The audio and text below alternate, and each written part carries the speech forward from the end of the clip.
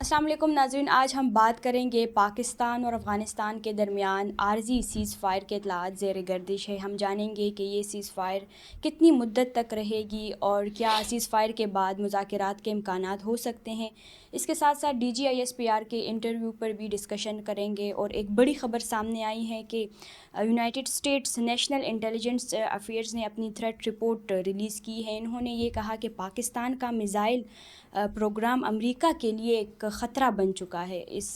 ان تمام ٹاپکس پر بات کریں گے۔ ہمارے ساتھ اسٹوڈیوز میں موجود ہے سینئر صحافی ہے، تجزیہ کار ہے عارف یوسفزئی صاحب، بہت شکریہ سر۔ بہت شکریہ۔ پہلے تو سر سیز فائر کے حوالے سے بات کریں گے۔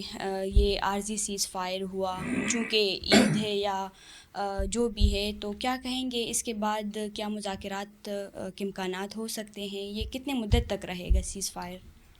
دیکھیے جی، بڑی اچھی بات ہے جہاں تک پاکستان اور افغانستان کے درمیان جو بارڈر کلیشز چل رہی تھی، یا افغانستان کے اندر بمباریاں ہو رہی تھی، یا افغانستان کے ڈرونز آ کر پاکستان کے اندر امپیکٹ کریٹ کر رہے تھے، ڈیمیج کر رہے تھے۔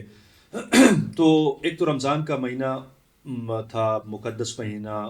اس رمضان کے مہینے میں دونوں ممالک کے درمیان جو بھی کلیشز ہوئی وہ کوئی خوشائند نہیں ہے۔ اس پر افسوس ہی کیا جا سکتا ہے کہ جب دو اسلامی ممالک ہوں، رمضان کا مقدس مہینہ ہو، اور اس میں دو اسلامی ممالک بغیر کسی وجہ کے آپس میں لڑنا شروع کر دے، پھر بارڈر کلیشز ہوں، اس میں مزید کیجویلٹیز ہوں، تو یہ تو افسوسناک عمل تھا۔ اور میں بارہا کہہ رہا تھا کہ جو بھی پہل کرے گا میرے لیے تو وہ وہی بڑا ہوگا، جو سیز فائر میں یا جنگ بندی میں پہل کرے گا۔ لیکن ہم نے دیکھا کہ دونوں ضد پر اڑے ہوئے تھے۔ اگر ہم پاکستان کو دیکھیں تو پاکستان بھی ضد پہ اڑا ہوا تھا کہ جب تک ہم لوگ افغانستان کے اندر جو دہشت گردوں کی ہائیڈ آؤٹس ہیں ان کو ڈسمنٹل نہیں کرتے، اس کو مکمل ختم نہیں کرتے، یا پاکستان کے اندر جو پاکستان سمجھتا ہے کہ افغانستان سے انفلٹریشن ہوتی ہے، ان ڈینس کو ختم نہیں کیا جاتا، تو پاکستان کا موقف تھا کہ یہ جنگ جاری رہے گی۔ پاکستان چونکہ 24 کروڑ عوام کا ملک ہے، ایٹمی قوت ہے، تو ظاہری بات ہے اور جدید ترین ٹیکنالوجیز رکھتا ہے، جنگی حربی ہتھیار رکھتا ہے، تو پاکستان اس سوچ میں تھا کہ یہ ہم پاورفل ہے تو افغانستان کو سبق سکھا دیں گے۔ افغانی بھی بڑی بڑی باتیں کر رہے تھے کہ ہم نے تو یہاں پر برٹش امپائر کو شکست دی ہے، ہم نے تو USSR امپائر کو شکست دی ہے، ہم نے تو امریکن امپائر کو بشمول نیٹو شکست دی ہے، تو یہ کس طرح کہ ہم لوگ پاکستان کے سامنے ہتھیار پھینک دیں، ہار مان جائیں۔ تو یہ ٹینشن اور تناؤ کی کیفیت بڑھ رہی تھی، دونوں طرف سے تند و تیز جملوں کا بھی تبادلہ ہو رہا تھا، اور گراؤنڈ پر تند و تیز حملے بھی ہو رہے تھے، اور اس میں ظاہری بات ہے کہ انسانی جو لوگ تھے دونوں طرف وہ لقمہ اجل بن رہے تھے۔ اور ہمیں یہ معلوم نہیں تھا کہ پاکستان کا اگر کوئی کنسرن ہے تحریک طالبان پاکستان کے حوالے سے، یا ان کے خلاف پاکستان جنگ لڑ رہا ہے، پاکستان کے اندر وہ طالبان بھی حملے کر رہے ہیں، تو میرے لیے یہ ناقابل فہم تھا کہ جنگ کا دائرہ کار اتنا پھیلا کہ افغانستان تک لے کر گئے۔ پھر دونوں ممالک ضد پر اڑے ہوئے تھے، لیکن چلے، وہ کہتے ہیں دیر آئے درست آئے، اچھا ہوا کہ عارضی جنگ بندی ہو گئی۔ عید الفطر کو سامنے رکھ کر جو جنگ بندی کا اعلان کیا گیا ہے، اور دونوں ممالک کا جو جنگ بندی کے حوالے سے اعلامیہ ہے وہ یکساں ہے۔ امارت اسلامی افغانستان نے جو جنگ بندی کا اعلامیہ جاری کیا ہے، پاکستان نے جو اعلامیہ جاری کیا ہے، دونوں جو اعلامی ہیں وہ بالکل یکساں ہیں۔ دونوں میں یہ کہا گیا ہے کہ عید الفطر کے مناسبت سے دوست ممالک کی ایما پر، دوست ممالک لائک سعودی عرب، قطر اور ترکی کی ایما پر عارضی جنگ بندی کی جاتی ہے۔ یہی بیان پاکستان کی طرف سے آیا، یہی بیان افغانستان کی طرف سے آیا۔ تو بہرحال ہم سمجھتے ہیں کہ اب جو جنگ بندی ہو گئی ہے عید الفطر کی مناسبت سے دو ممالک، تو ہم سمجھتے ہیں کہ دو ممالک ایک قدم آگے بڑھ کر اس جنگ بندی کو مستقل جنگ بندی میں تبدیل کریں گے، اور پھر ایسا ماحول نہیں پیدا ہونے دیں گے کہ دونوں ممالک ایک دوسرے کے ممالک کے اندر جا کے کارروائیاں کریں، بارڈر کلیشز ہوں، اس میں ہیومن کیجویلٹیز ہوں، اور نقصان ہو، اور ایسا نقصان ہو کہ جس کا کوئی فائدہ کسی ایک ملک کو نہیں ہے، دونوں کو اس کا نقصان ہے۔ تو ہم سمجھتے ہیں کہ اب ترکی، قطر اور سعودی عرب مستقبل میں اپنا کردار ادا کرتے ہوئے دونوں ممالک کو مذاکرات کے ٹیبل پر لائیں گے، عید کے بعد بھی لائیں گے، گو کہ دونوں نے عارضی جنگ بندی کا اعلان کیا ہے۔ یہ بھی قوی امکان ہے کہ عید کے بعد دونوں ممالک کے درمیان جنگ دوبارہ شروع ہو۔ یہاں میں آپ کو ایک بات بتاؤں کہ پہلی دفعہ رشین پریزیڈنٹ ولادیمیر پوٹن نے کہا ہے کہ میں پاکستان اور افغانستان کے درمیان کشیدگی ختم کرانے کے لیے کردار ادا کرنے کو تیار ہوں. This is the biggest announcement I ever heard. اور یہ سب سے بڑی بات ہوگی اگر ولادیمیر پوٹن میدان میں اترتے ہیں, پاکستان اور افغانستان کے درمیان جو کشیدہ ماحول ہے اس کو اور تناؤ کو کم کرتے ہیں اور دونوں کو مذاکرات کی ٹیبل پر لاتے ہیں, تو میں یقینی طور پر سمجھتا ہوں کہ رشیا ولادیمیر پوٹن اس میں بہتر کردار ادا کر سکتے ہیں, اور جو اس وقت عارضی پیس ہے, امن ہے, اس کو لاسٹنگ پیس میں, دائمی امن میں تبدیل کیا جا سکتا ہے. اچھا سر, حامد میر سر نے D G I S P R Ahmed Sharif Chaudhry کو اپنے انٹرویو میں بلایا, ان سے پاکستان اور افغانستان کلیشز پر ڈیٹیل سے جو ڈسکشن تھی ہوئی, لیکن ریسنٹلی جو کابل اور ننگرہار میں فضائی حملے ہوئے ہیں, اس حوالے سے جو کولیٹرل ڈیمیج کی بات تھی, انٹرنیشنل میڈیا پاکستان کے خلاف ایک نیریٹو کریٹ کر رہا ہے, اس حوالے سے انہوں نے ڈیٹیل سے بات کی. آپ کیا کہیں گے ان کے آنسر پر؟ کیونکہ وار زون میں نا انفارمیشن ہمیشہ کلیئر نہیں ہوتی, تو آپ کیا سمجھتے ہیں؟ دیکھیں, میں نے تو پہلے کہا ہے, بہت عرصہ پہلے میں مسلسل کہتا آیا ہوں کہ جب جنگ ہوتی ہے تو جنگ کی جو سب سے پہلی کیجویلٹی بنتی ہے وہ سچ بنتا ہے, حقیقت بنتی ہے. حقیقت سامنے نہیں آتی, سچ سامنے نہیں آتا, اور پروپیگنڈا کا ایک ماحول گرم ہو جاتا ہے. اور پھر اس پروپیگنڈا ماحول میں آج آپ دیکھیں کہ ایران کے اوپر جب امریکہ اور اسرائیل پوری وحشت اور دہشت دکھا رہا ہے, اپنی بھرپور وحشت اور دہشت کے باوجود امریکن اور اسرائیلی جو میڈیا ہے یا سوشل میڈیا ہے وہ مسلسل ایک جھوٹ پر مبنی بیانیہ, پروپیگنڈا پر مبنی بیانیہ کے لے کے جا رہے ہیں. ایرانی ریڈیکلائزڈ لوگ ہیں, یہ اسلامی جنونی ہیں. پہلے طالبان کے بارے میں بھی یہی کہا جاتا تھا, اسلامی جنونی ہے, ریڈیکلائزڈ ہیں. بلکہ یہاں تک امریکن ذمہ دار لوگوں نے کہا کہ جو یہ الہامی مذاہب کو ماننے والے لوگ ہیں, مسلمان, ایران یا جو بھی, یہ خطرناک ہے. یہاں تک پھر اپنے لوگوں کو دھوکہ دینے کے لیے بارہا یہ کہا گیا کہ ایران نیوکلیئر وار ہیڈز تیار کر چکا ہے, ایران نیوکلیئر کیپیبلٹی حاصل کر چکا ہے.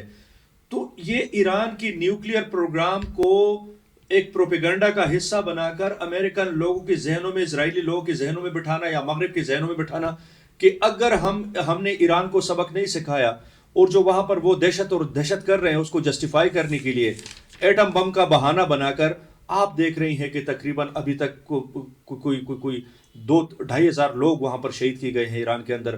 7 سے 8 ہزار مختلف مقامات کو امریکہ اور اسرائیل نے اپنی وحشیانہ بمباری میں نشانہ بنایا, لیکن وہ اس پہ نہیں جا رہے. ایک اسکول میں آپ لوگوں نے دیکھا 170 بچوں کو شہید کیا گیا, لیکن ان سب کے باوجود وہاں پر بھی ایک پروپیگنڈا گیم چل رہا ہے کہ ایران کے پاس نیوکلیئر ہتھیار ہیں. حالانکہ ایران بارہا یہ کہہ چکا ہے کہ وہ نیوکلیئر ہتھیار ان کے پاس کیپیبلٹی ہے, لیکن وہ نہیں بناتے, کچھ بوجو نہیں بناتے. امام خمینی صاحب کے ایک فتوے کے تناظر میں وہ یہ کام نہیں کر رہے کہ انہوں نے کہا کہ ایٹم بم سے ماس لیول پر تباہی ہوتی ہے. تو میں سمجھتا ہوں کہ ہر جنگ میں پروپیگنڈا ہوتا ہے. جہاں تک پاکستان افغانستان کا آپ نے کہا, اس میں بھی دیکھیں دونوں طرف سے پروپیگنڈا ہو رہا ہے, پاکستان سے بھی پروپیگنڈا ہو رہا ہے, افغانستان سے بھی ہو رہا ہے. اب حقیقت کہاں ہے؟ حقیقت ان پروپیگنڈا کے بیچ میں, دو موقفوں کے بیچ ہی کہیں حقیقت ہوتی ہے جس کو ڈھونڈنا پڑتا ہے, ٹٹولنا پڑتا ہے. اب جہاں تک ڈی جی صاحب نے کچھ اور باتیں کی ہیں, بڑی اہم باتیں کی ہیں, اور ان کی بات سے اب یہ جو آپ نے جنگ بندی کا, عارضی جنگ بندی کی بات کی, تو ڈی جی صاحب نے یہ بھی بڑا کلیئر کیا ہے کہ اگر پاکستان کے اندر کارروائیاں کرنے والے عناصر, تحریک طالبان پاکستان, حافظ گل بہادر, بلوچ سپریٹسٹ, ان کے جو کارندے پاکستان سمجھتا ہے کہ وہ افغانستان میں بیٹھے ہوئے ہیں, تو ڈی جی صاحب نے یہ کھل کے کہا ہے کہ ہم پاکستان افغانستان کے اندر کارروائیوں کا سلسلہ جاری رکھے گا. جب پاکستان کے اندر حملہ ہوگا, پاکستان کے اوپر حملہ ہوگا, پاکستان اپنے دشمنوں کے ٹھکانے افغانستان میں نشانہ بنائے گا. اب افغانستان کی طرف سے جب ہم وہاں پر ہم لوگ بات کرتے ہیں, وہاں سے ہمیں اطلاعات ملتی ہے کہ پاکستان نے اب تک جتنے ڈرونز کی ہیں, جیٹس کی ہیں, اس میں انہوں نے سویلین عام لوگوں کو نشانہ بنایا ہے. اور ایک انہوں نے کہا کہ کچھ بچوں کو, خواتین کو جو جلال آباد ننگرہار کے ایریا میں ہوئے تھے, ایک کرکٹ کا وہ بتا رہے تھے. اور ابھی جو تازہ امید سینٹر میں, جو کہ جلال آباد اور کابل ہائی وے پر بہت بڑا سینٹر ہے, تقریباً کوئی 2-2.5 ہزار لوگ کا سینٹر بتایا جاتا ہے, اس میں اب افغان طالبان کی جانب سے آ رہا ہے کہ 408-415 کے قریب لوگ وہاں پر شہید کی گئے ہیں, جو عام وہاں پر ریہیبلیٹیشن سینٹر تھا, اور وہ ان کی نشے سے آبادکاری کا یا ریکوری کا سینٹر تھا, جبکہ پاکستان سمجھتا ہے کہ نہیں, ایسا نہیں ہے, وہاں پر بارود بھی رکھا ہوا تھا, وہاں پر آرمز اینڈ ایمونیشن ڈمپ کی گئے تھے. اور ڈی جی صاحب نے یہ بھی کہا کہ جب پاکستان نے اس سینٹر کو ٹارگٹ کیا ہے تو کیا کہ اس کے بعد وہاں پر بہت بڑے بڑے دھماکے ہوئے ہیں. اب ان ٹیکنیکلٹیز کو تو ظاہری بات ہے کہ زیادہ جو ڈیفنس ماہرین ہوتے ہیں وہ اس طرح کی چیزوں کو سمجھتے ہوں گے, لیکن اگین میں یہی کہوں گا کہ حقیقت دو جنگوں میں دو متصادم بیانیوں کی بیچ میں ہوتی ہے, کلی حقیقت نہ ایک طرف ہوتی ہے نہ دوسری طرف ہوتی ہے. اچھا سر, یہ United state national intelligence affair نے ایک اپنی تھریٹ رپورٹ ریلیز کی ہے ایک تلسی گیبٹ کا نام سے, تو آپ کیا کہیں گے؟ اس نے کہا کہ پاکستان کا میزائل پروگرام امریکہ کے لیے ایک خطرہ بن چکا ہے, تو یہ تو ایک بہت بڑی خبر ہے سر, آپ اس کو کس نظر سے دیکھتے ہیں, تھوڑا ایلابوریٹ کریں اس کو. دیکھیں, پاکستان اور امریکہ تو اس وقت تو پاکستان میں کچھ عرصے سے ایک جشن کی کیفیت ہے. حکومت شہباز شریف اور یہ لوگ کہتے ہیں کہ دن رات امریکہ میں ہماری واہ واہ ہو رہی ہے, ہماری تعریفیں ہو رہی ہیں. ٹرمپ جہاں جاتے ہیں پاکستان کی تعریف کرتے ہیں, وزیر اعظم شہباز شریف کی تعریف کرتے ہیں, chief of the defence forces Asim Munir صاحب کی تعریف کرتے ہیں. لیکن یہ جو تعریفیں اس وقت ٹرمپ کر رہا ہے وہ کچھ اپنی مجبوریوں کی وجہ سے کر رہا ہے. امریکن سوچ پاکستان کے حوالے سے پہلے دن سے واضح ہے. یہ نہیں ہے کہ امریکہ کوئی پاکستان کا غمخوار ہے. ابھی جو آپ نے تلسی گیبٹ کا بتایا جو ڈیفنس کے ان کی مشیر ہے, تو جو آپ نے بات کی کہ انہوں نے کہا کہ پاکستان, نارتھ کوریا اور ساتھ میں کچھ دیگر ممالک کے انہوں نے نام بتائے ہیں, ایران بھی اس میں شامل ہیں, کہ ان کے جو میزائل پروگرام ہے, پاکستان کا میزائل پروگرام بالخصوص, اس نے کہا امریکہ کے لیے خطرہ ہے. America feel threatens with the missile program of Pakistan. تو دیکھیں, یہ تو بلی تھیلے سے باہر آ گئی. یہ تو وہ بات ہو گئی کہ پاکستان تو بیٹھا ہوا ہے کہ ہماری جے جے کار ہو رہی ہے, لیکن وہاں پر ان کی محترمہ فرما رہی ہیں کہ پاکستان کا میزائل پروگرام, اور وہ میزائل پروگرام جو لانگ رینج میزائل پروگرام ہے پاکستان کا. دیکھیں, مختلف میزائل ہوتی ہے, شارٹ رینج ہوتی ہے, میڈیم رینج ہوتی ہے, لانگ رینج ہوتی ہے, ٹرانسلانٹک جو میزائل ہوتی ہیں جو ہزاروں کلومیٹر دور جا کے ہدف کو نشانہ بناتا ہے. تو ان کا اب یہ سٹیٹمنٹ کہ پاکستان کا جو دور مار میزائل پروگرام ہے, دور تک جانے والا میزائل پروگرام ہے, یہ امریکہ کے لیے خطرہ ہے. دیکھیں, یہ پہلی بات نہیں ہے. انہی دنوں میں اس ایران امریکہ اور اسرائیل وار میں ہم نے دیکھا کہ کئی ایک انگلیاں اٹھی ہیں, پاکستان کی طرف بھی اٹھی ہیں. ایران پر تو جنگ مسلط ہی ہے, اور یہ نہ سمجھے سعودی عرب اور دبئی اور دیگر اسلامی ممالک کہ یہ بچ جائیں گے. دیکھیں, ایک تو گریٹر اسرائیل ہے, گریٹر اسرائیل کی راہ میں جو بھی آئے گا وہ کچلا جائے گا, اور گریٹر اسرائیل پر مینوان عمل ہو رہا ہے. جو ایران کے اندر آپ وحشت دہشت دیکھ رہی ہیں امریکن اور اسرائیلی بمباریوں سے, یہ گریٹر اسرائیل کا شاخسانہ ہے.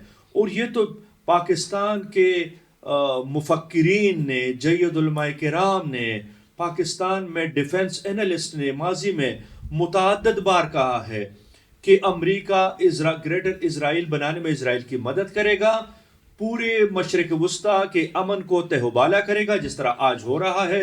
اور جب ایران سے نبٹ لے گا امریکہ اور اسرائیل, تو ان کا اگلا ہدف پاکستان ہوگا.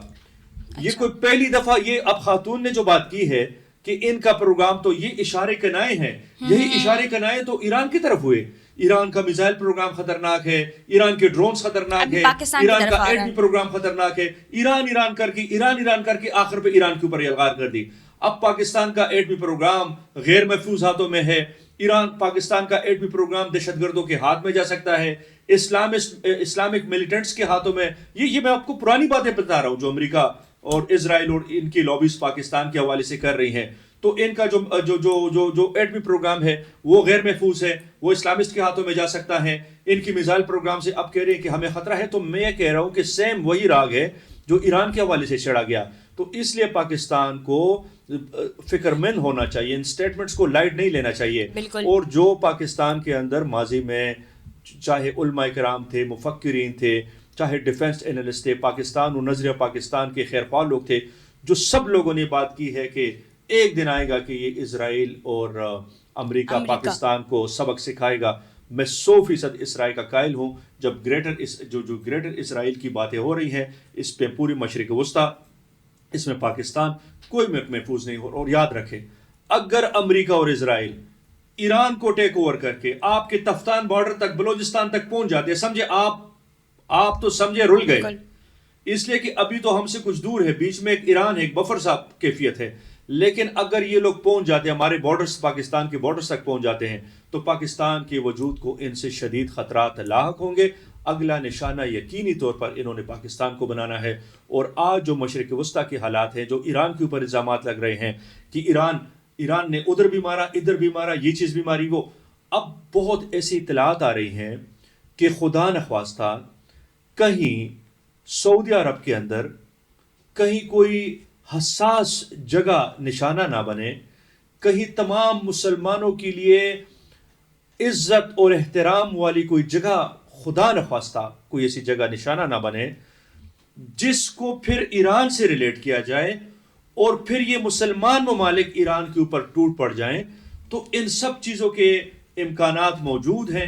اس لیے پاکستان کو اپنے کارڈز بڑے احتیاط سے کھیلنے چاہیے، اپنی سیکیورٹی کو مقدم رکھنا چاہیے. بالکل. اور اپنی سیکیورٹی کے ساتھ ساتھ ایران کی سیکیورٹی کی بھرپور فکر کرنی چاہیے.